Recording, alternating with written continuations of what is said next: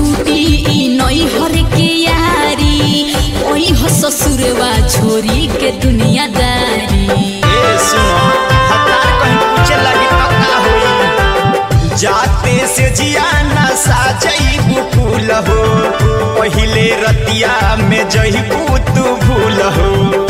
कोके फोने पर बात करे हो दिन रात दर्द जुदाई के ना तू सही हो यारे बतिया ना सबसे बता जोई हो जाई बहरा भतार मिले आ जाई हो सुनो बतिया ना सबसे बता जोई हो जाई बहरा भतार मिले आ जाई हो।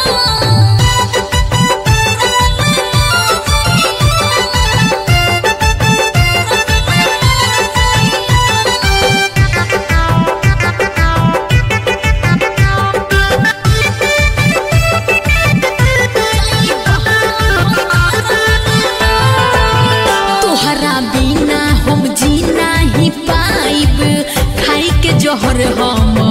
मोरी जाई ना ये जान ऐसा कबहू मन करी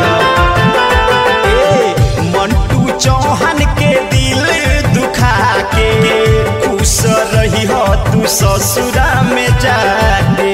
तुहसे कोहिले आज रखी हो प्यार के लाज तू सरिता के ना बदनाम करी हो यारे बतिया ना सबसे बता जाई हो जाई बहरा भतार मिले आ जाई हो सुनो बतिया ना सबसे बता जाई हो जाई बहरा भतार मिले आ जाई हो एकदम संपर्क में बनल रहे।